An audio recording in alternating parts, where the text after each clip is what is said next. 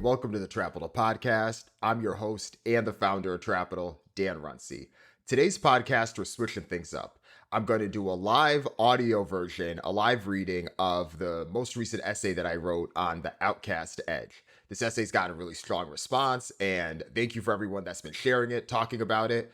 What we're going to do today is I'm going to read the essay for the first part of this podcast. Then the second part of this podcast, I'm going to read some suggestions from listeners and readers who read the essay and then followed up with their thoughts on who they think should be added to the list of the OutKast Edge. This is going to be a good one because some of the people are perfect names and perfect fits. Some of them aren't, but I think that's the beauty of the OutKast Edge itself. It allows us to have those conversations.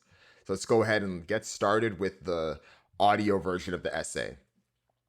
The OutKast Edge: How Slept-On Trends Build a Following, Slowly Rise to the Top, and Maintain Their Unique Edge. Hip-hop's late 80s and early 90s golden age was dominated by East Coast hip-hop and West Coast G-Funk. At the time, people looked down on Southern hip-hop for its booty-shaking music that struggled to be taken seriously. Out of this landscape rose two teenagers known as OutKasts from Atlanta, Andre 3000 Benjamin and Antoine Big Boy Patton. They were making music on their own terms, even with the odds stacked against them. The eclectic duo started with the right cosigns. OutKast was the first rap group signed to LaFace Records. Their debut music video, Players Ball, was directed by Puff Daddy. And still, OutKast debuted Southern playlistic Cadillac funky music only at number 20 on the Billboard 200. Hip-hop wasn't ready for their mix of soul, dub, psych rock, gospel-infused music into its Southern rap. But things changed after the 1995 Source Awards. OutKast was named Best New Artist in front of an audience of haters. The crowd booed Andre as he accepted the award and said now famously, quote, "The South got something to say," end quote. That statement was prophetic. Andre's words spoke directly to Southern hip-hop fans that had finally had hometown heroes to root for. Each subsequent album reached an even bigger audience. ATLians in 1996 led to Aquemini in 1998, which paved the way for Stankonia in 2000. There were bigger hip-hop acts at the time, but few had a loyal following like OutKast. Then in 2003, they went mainstream. OutKast's number one hit, Hey Ya, landed on wedding playlists everywhere. Speakerboxxx Love Below in 2004 was the last rap album to win Album of the Year at the Grammys. It took 10 long years, but the Atlanta duo had reached the industry's peak. OutKast's triumph was a catalyst for Atlanta's lasting dominance in hip-hop. The group's journey is the namesake for a theory I'm calling the OutKast Edge. It's when an outsider takes longer to succeed, but slowly rises to the top by growing a loyal following and a like-minded audience. OutKast was forced to use grassroots tactics and unique growth tactics, which only added to their longevity. These solid stables of fans give those with the OutKast Edge leverage to call their shots and stay true to their core mission. This theory is valuable for artists, entertainers, content creators, startup founders, and more. Today's available technology has opened the doors for OutKasts in all walks of life to reach their audience. It's still hard as hell, but it's possible. The OutKast Edge is a framework for how slept-on trends become popular, sustain their unique edge, and stay there after they succeed.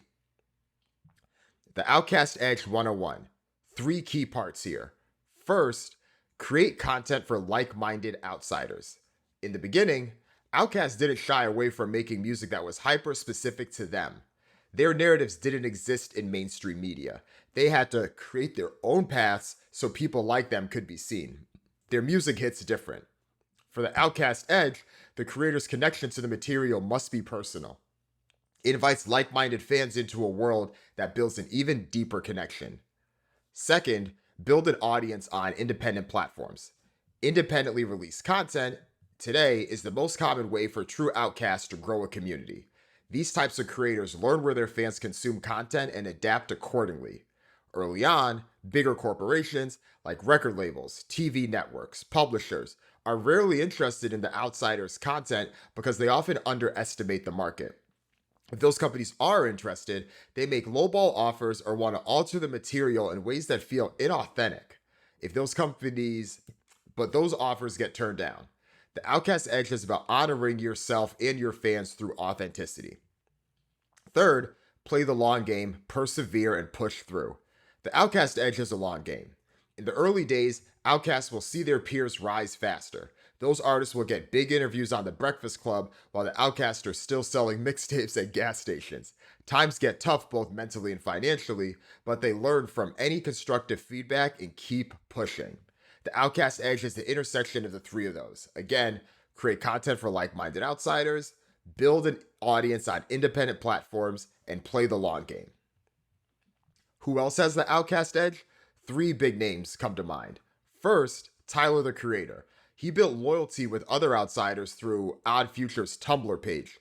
When the Odd Future frontman started rapping in the late 2000s, even the indie hip-hop blogs ignored him. But the gatekeepers couldn't stop the group's Tumblr account, which gave fans a glimpse into the vast creativity that was on its way. Tyler and Odd Future started on Tumblr in 2009. It was their channel to release new music, post random photos, and behind-the-scenes content. Their Tumblr feed was one of the first artist feeds with cryptic-type messages that were unknown to outsiders. It forced fans to be all in to understand the vibes, which built even more loyalty. These tactics are common in the Instagram era, but Tyler was doing it as a teenager before Instagram even existed. When Tyler dropped the Yonkers music video in 2011, more people caught on. Other rappers from major groups tried to sign him, but Tyler turned them down. He stayed in his lane, grew as an artist, refined his craft, and served his base. And he put that creator name to good work. He launched the Camp Flog Gnaw Carnival in 2012, years before artist-curated festivals went mainstream. In 2012, he also hosted his own fashion shows featuring skateboards and basketball shorts. 100% on brand. Tyler was in his bag well before he broke out. For Tyler, 2019 was a watershed year. His self-produced Igor album outsold DJ Khaled's Father of Assad, an album with full of features from hip-hop's biggest stars, made by an executive producer who implied that Tyler's music was, quote, mysterious, end quote. A few months later, Tyler sold out Madison Square Garden, which he's reminded fans of on several occasions. By the end of 2019, his OutKast Edge was so strong that his fans booed Drake, the most mainstream rapper alive, at the 2019 Camp Flog Gnaw Carnival. Tyler has a lot in common with OutKast's Andre 3000. Both started in hip-hop as lanky teenagers who never fit cultural norms, but they outlasted many who started when they did. In a 2021 Hot 97 interview, Tyler spoke on how other artists who, quote, were the hottest shit in 2012, where the fuck they at right now, end quote. Tyler said that shit with his chest. And that's how you talk when you have the OutKast Edge. The second person is Issa Rae. The awkward black girl found her people through YouTube and Facebook. Issa's life as a black student at Stanford University was the setting for Dorm Diaries, her first YouTube series. Dorm Diaries led to her award-winning Awkward Black Girl YouTube series. In 2012, she told the Washington Post that she launched the series because, quote, black people are always portrayed to be cool or overly dramatic, anything but awkward. Fans felt seen by her vulnerability and willingness to challenge TV's norms, and Issa leaned into that through grassroots community building tactics via YouTube comments and her Facebook page, which now has over 250,000 fans. The big networks called to try to rework her show, start a franchise of different ethnicities, and even try to replace her with a lighter-skinned actress, but she held out, turned those down for the right opportunity. She ended up teaming up with HBO to launch Insecure in 2016.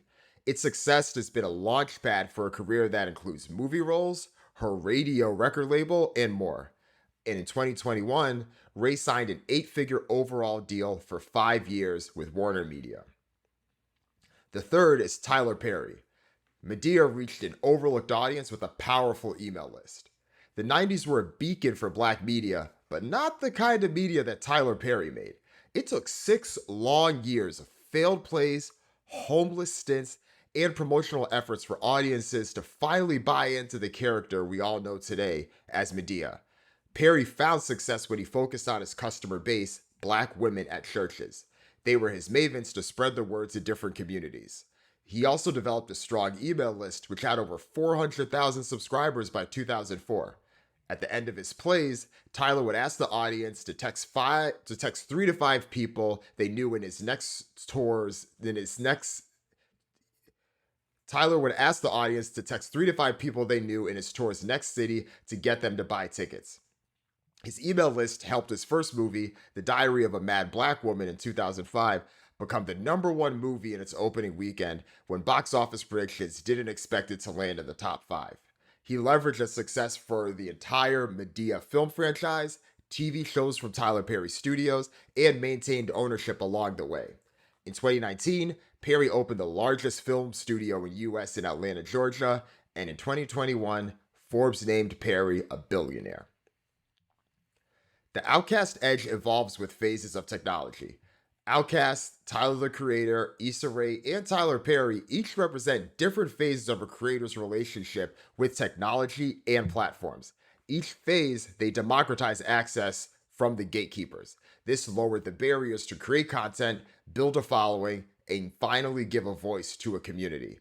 When OutKast started, gatekeepers had much more control in the music industry.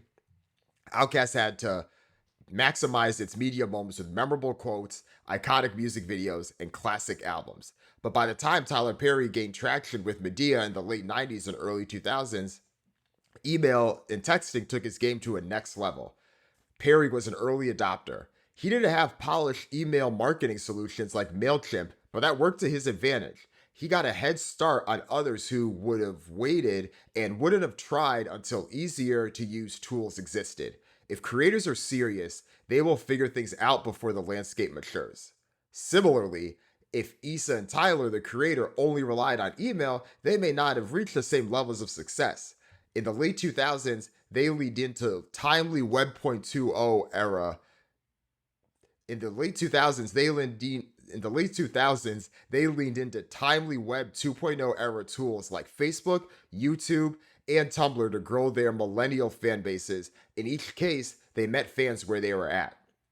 Today, creators with the OutKast Edge may be inspired by Issa, but they can't replicate her playbook. They need to stay up on the latest ways to use platforms to build a fan base. Web 3.0 tools like tokens, NFTs, and decentralized platforms will play a role in their strategy soon enough. The pitfalls. You can lose your OutKast edge. When outcasts become stars, they need to maintain that edge. How do they keep day ones happy, stay true, but still maximize their potential? It gets real when outcasts get offered big deals that require some trade-offs. The emotional connection to the material makes it hard to give up any control and may hurt their reputation with fans. For instance, OutKast split in 2006 after the Idlewild film due to creative differences. When an OutKast career hits that top level, it's hard to have everyone on the same page consistently. In 2005, Kanye West checked several of the OutKast Edge boxes. No one took the young producer seriously as a rapper, not even his Rockefeller team. But the college dropout spoke to an audience that didn't feel seen by the gangster rap that had dominated that era. Oh, how they loved Kanye. But by the time he was Stadium Ye, he was interrupting the MTV Video Music Awards and dating the most famous people in the world. The pink polos and backpacks were gone. He lost the OutKast edge. He's still successful. He's a billionaire thanks to his commercial success with Yeezy, but it's a different type of success. So who's got next? The OutKast Edge is brewing with late-night comedians Desus and Mero. In the late 2000s, the former summer school classmates had done some occasional blogging, but didn't break out until they became popular on Twitter for their hilarious commentary on pop culture. They turned their Black Twitter fame into several hit shows, most recently with Desus and Mero on Showtime. There's also Donald Glover, the future EGOT. The actor/rapper became a YouTube sensation from his NYU days. He's pivoted that into a multi-hyphenate award-winning career, and in 2021, he signed an overall deal with Amazon. The OutKast Edge is also strong with the late Nipsey Hussle. It took years for the mailbox money rapper to break out. His $100 mixtape Taddick was ridiculed by many and celebrated years later. That's the narrative arc for the OutKast Edge. Some were surprised by the overwhelming response to his untimely death, but it spoke to what he built in the years it took to get there. Today, it's easy to look at young creators with hundreds of thousands of followers and assume that they all have the OutKast Edge. But that's not how this works. This isn't about randomly catching fire and stumbling into a thriving audience.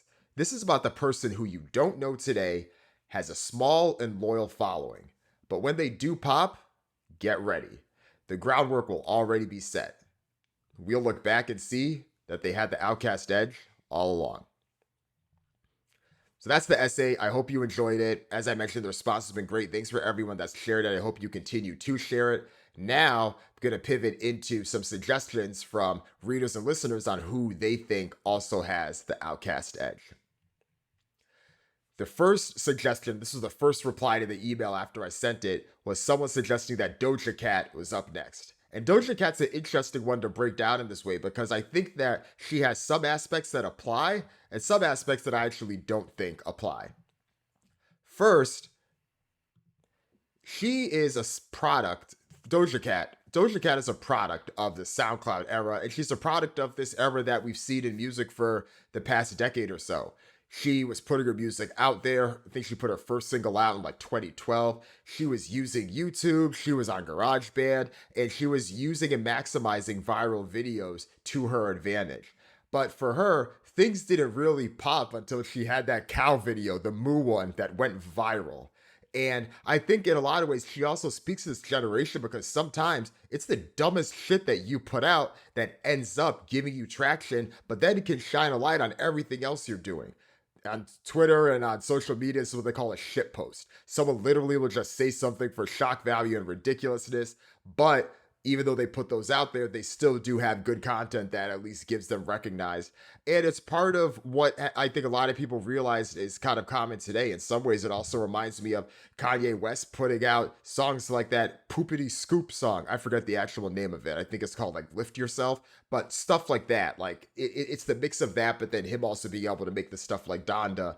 And I think for Doja Cat, it's her being able to do stuff like the Moose song, but then you also see her making songs like Say So, and you just hear how catchy and good that song is, and you're like, oh, this is someone that is going to be very successful as someone in hip hop and someone that I think is also a pop star as well, and merging the two of those worlds. And I think the other aspect of the OutKast Edge, which is intriguing, is that a lot of people do end up sparking some type of controversy. Doja Cat has come under fire for several of the things she said, some of the things she's done both in her past and some of her involvement, and her whether or not she's backed down or stuck to her words in those situations. So some of that applies there.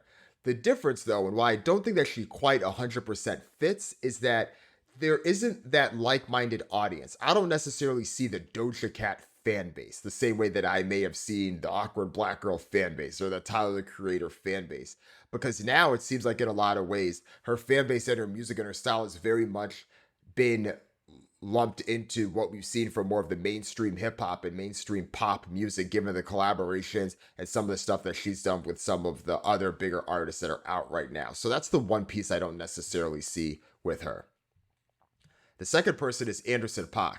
He's another interesting one because I think he has the slow build and growth part. He had been making music for over a decade. He had gotten some early cosigns in his career, maybe around 5 years ago. I think he had an Apple commercial.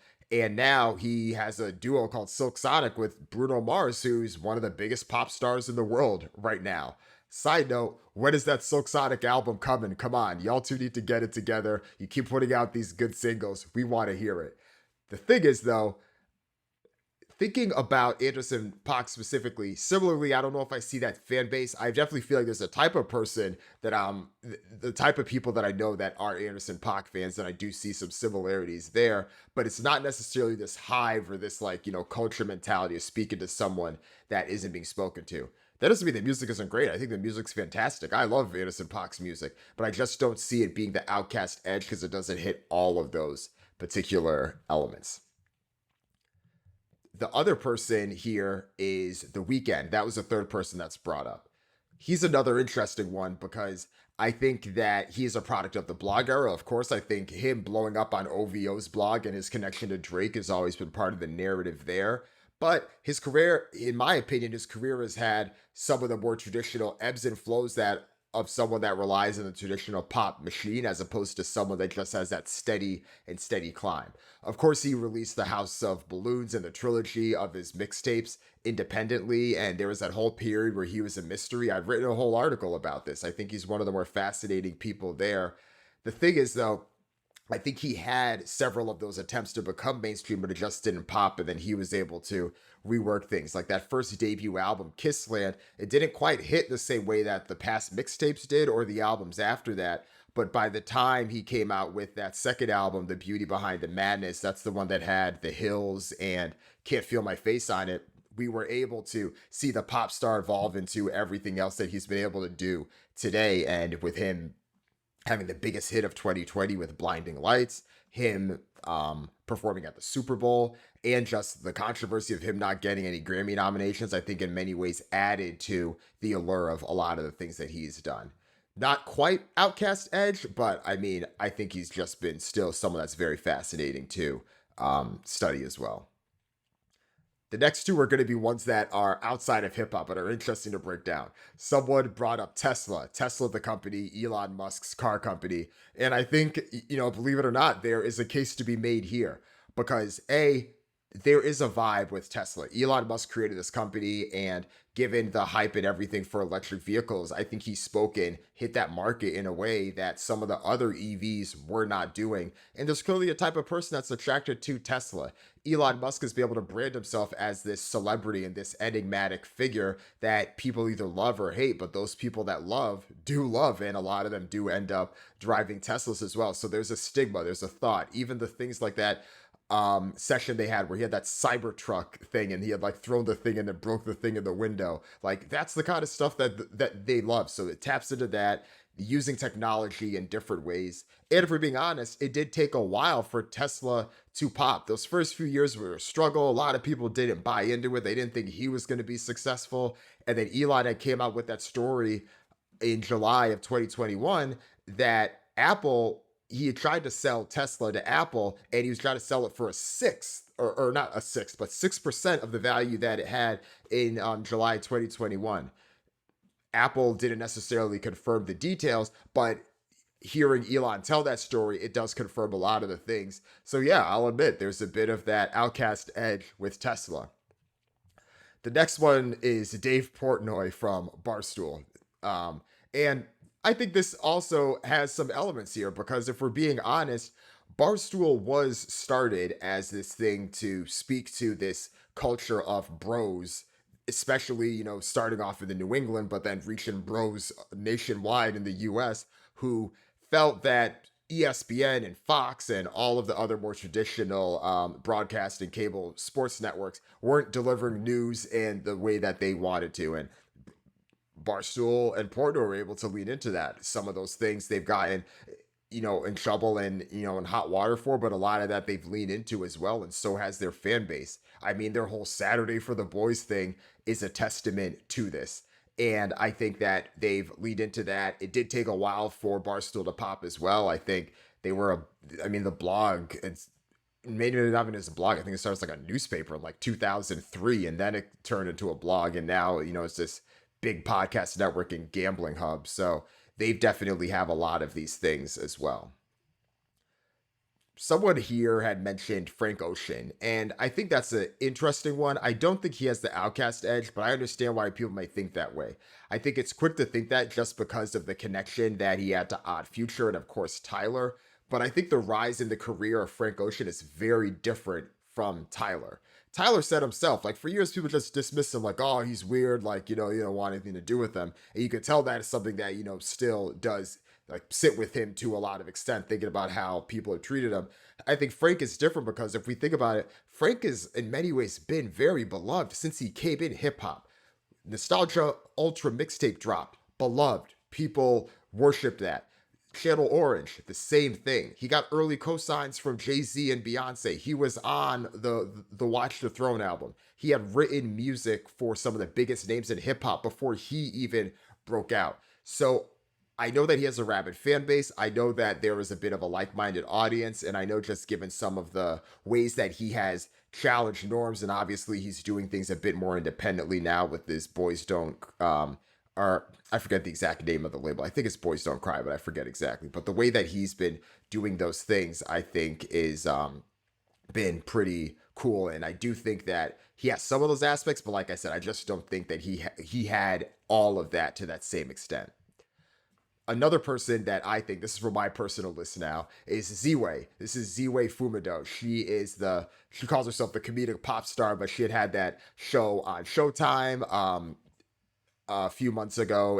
They had like a short season. I think it was like 6 or 7 episodes, but it just ended. And I think we've seen her career rise where during the pandemic, she was doing those baited with Z-Way things where she would do those FaceTime calls with other celebrities and try to ask them questions to try to like bait them into saying like foolish things about their positions on race or showing their white privilege or their privilege in some type of way. And she clearly found a shtick for that. I think that in a lot of ways, it reminds me or that doesn't necessarily remind me, but it's clear that I can see the way that she's doing this stuff now. She probably did that stuff to her friends in high school and college, and now this is a more, evolved and polished version where she's doing it to people like Rose McGowan and, Andrew Yang, and we can see the results of that.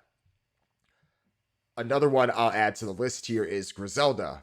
Um, I think the rap crew out of Buffalo, they speak to a lot of this because they reach a like-minded audience. These are three rappers known for their, that boom bap style, that old school hip hop, people rapping real bars that I think a lot of older millennials and Gen X hip hop fans felt like was missing from hip hop. A lot of folks I know, my age and a little bit older, they're not really feeling the Travis Scott, Lil Uzi Vert, and the Trippy Red and Juice World type vibes. They miss what they grew up with. And I think to some extent that's natural. And I think that Griselda hit that. They've been able to stay independent largely by doing it. And some of the things they've done with their business model in terms of selling vinyls and other high end products speaks to that as well. And the last person I'll talk about here that someone had brought up is Lil Dickie. Well, actually, no, two more people. I'll talk about Lil Dickie first. I think he checks the OutKast bucket for sure because I think he has, lead into and, hit home pretty hard that people don't look at him the same way that other people in hip hop are looked at. And yeah, I think part of that is, just given his race as a white guy, but it's also the things he's talking about. And I think that he may position himself as someone that is a bit more of a playing or joking rapper. And I think as well his TV show has leaned into that too. Dave, I think it's a great show. My wife and I actually just finished it, but I guess the thing that doesn't necessarily fit 100% for him is that who are those Lil Dicky fans, right? Are they people who are the fans of the TV show? Are they people who are fans of his last album? Are they people that are fans of that Freaky Friday song that he did with Chris Brown? I think that piece is a little bit unknown, but I mean, we've definitely seen him, rise. And I think him having the success of this show is definitely the most success that we've seen him have, at least from a commercial perspective. The last one I'll close with is Nadeshot, who is the gamer, founder of 100 Thieves, and it started playing Call of Duty years ago. I'm not an expert in this particular area, but I do think that there are several things that do line up here because if you just think about the rise of gaming, someone like him, people probably didn't think that he would have had a career in something like this, just given my context of the landscape. No, there's very few people that probably believed what they believed at the time because these people in gaming had such big communities that they're playing online, but I think mainstream culture ignored it as this like nerd thing that they weren't buying into. And now, several years later, we see so much of the rest of the mainstream culture either A, adopting gaming, or B, taking principles from gaming and bringing it into their own worlds and their own environments that they're in. And the fact that he's been able to make it something as thriving, as successful as 100 Thieves, given some of the investors it's had, given some of the impact that it's had, it's really valuable. So those are the examples that I have for the OutKast Edge and some of the people that had sent them in. This is going to be a continuous conversation. So if you have any other thoughts, shoot me an email. My email is info@trapital.co. or hit me up on social media, and I'll definitely try to cover these in a future episode. And that's the beauty of why I wanted to put the OutKast Edge theory out here to begin with. This was something that I've been working on for a while, and it was great to have this conversation. So thank you for listening. I hope you enjoyed it, and catch you next time.